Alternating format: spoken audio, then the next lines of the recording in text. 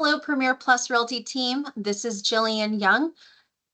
We have been praying for all of you that you would be safe in the storm with Hurricane Helene. We've heard from many of you and trust that you're having a much better day today than we did yesterday during the impacts of the storm. Our hearts go out to those who were affected. It does feel a little ironic to put this communication out there regarding flood disclosures in light of what Florida has just been through, but I think it just reiterates the need for the law that has gone into effect. So here we go. I want to bring to your attention an important new requirement coming into effect on Tuesday, October 1st, 2024. Florida Statute 689.302, which was put into law, now requires that sellers complete and provide a flood disclosure to the buyer of residential real property. This flood disclosure must be completed at or before the time the sales contract is signed. So here's what needs to be disclosed: whether the seller has ever filed a claim with their insurance provider for flood damage on the property, whether the seller has received federal assistance for flood damage on the property. And so let's break down what we mean by flooding. This is not just your washing machine overflowing or, let's say you live in a first floor condo unit and the flooding from someone leaving their shower on too long. It's not that kind of flooding. This is for the purposes of this new law, the flooding disclosure is defined as the overflow of inland or tidal waters, the rapid accumulation of surface water or runoff from any established water source like rivers, streams, canals, drainage ditches, and also sustained periods of standing water from rainfall. So why is this important? Because Florida courts are split on whether the tendency to flood is considered readily observable. Many buyers may not be aware of seasonal flooding in certain areas, especially if they're unfamiliar with the region. So this makes it even more crucial for us to disclose any known flood history. Additionally, the property is designated by FEMA, if the property is designated by FEMA as a severe repetitive loss property, meaning it has flooded multiple times with significant damage, that needs to be addressed. However, FEMA only shares past flood history with property owners who hold an active flood insurance policy, so buyers won't have access to this information before closing. So here are some practical steps for you. Number one, the two flood disclosure forms you need to be aware of, and you only have to use one, is the Florida Realtors version and the NABOR version, right? So the Florida Realtors version is called Flood Disclosure FD-1 and NABOR's Required Insurance Disclosure. Currently, these forms are available in Form Simplicity. We're waiting for them to be added to forms softwares like ZipForm. In the meantime, you can also find them on the Florida Realtors and NABOR websites. So a best practice that I recommend is going ahead and having the flood disclosure signed by your sellers at the time of listing and uploading it to the MLS supplemental materials. This ensures we're fully compliant and transparent with buyers from the start.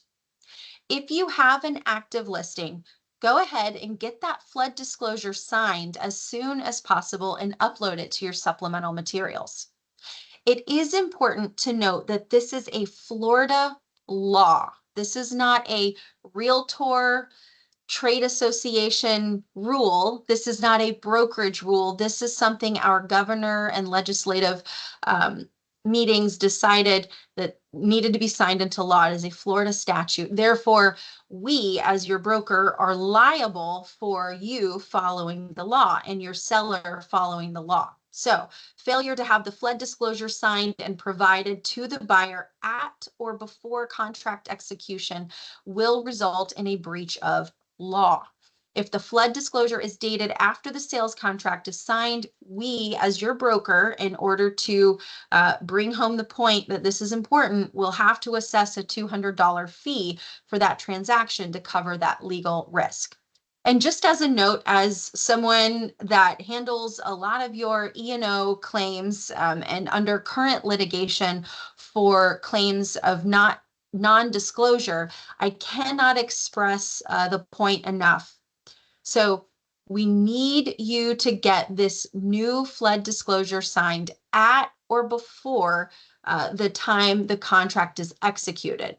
This does not negate the fact that you may need a flood disclosure, a flood insurance disclosure, or if there was flooding that wasn't filed by an insurance company, you still need to disclose that. If it's a if it's a known fact that materially affects the value of the property, if you know about it as a licensed real estate agent, you are legally obligated to disclose. You can always have your seller sign the seller's disclosure, and you can always disclose anything, right? So this flood disclosure doesn't negate the fact that you already have a legal obligation to disclose flooding. And we have forms for that, right? We have one that says, hey, I have flood insurance. You should know that. So you still have to do that. This is just if the seller has filed an insurance claim due to inland waters, tidal waters, you know, the things that were defined in this law, then we need to be able to disclose that to the buyer. They have a right to know. And trust me, this is why this is important to you, not just because it's the right thing to do and it's the law, but because your E&O deductible will be due if there's a claim that names you as a party to a claim saying, I didn't know I had to sign this disclosure. I didn't know I was due this disclosure. I didn't know that I was supposed to know if insurance claim was filed. That was the realtor's job to make sure that I signed this document. So you actually do have a legal obligation in this. So what are you going to do right now? You are going to download and learn Florida Realtor Flood Disclosure FD-1 and NABOR Flood Disclosure called Required Insurance Disclosure. You're going to practice filling that out, practice discussing it with your customer.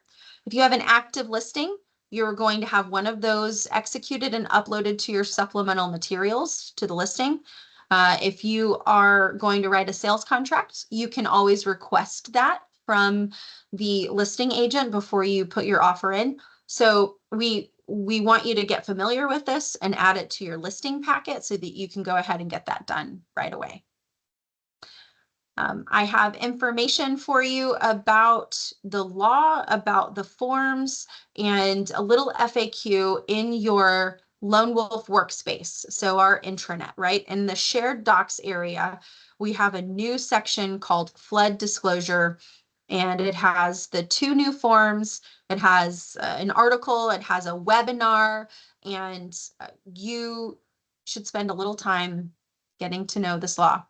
I know it feels like another piece of paper, but it's our job and we are professionals and it's just what we have to do. So I hope you have a wonderful rest of your week. If you have any questions, of course, your broker support team is always here to assist. Have a wonderful day.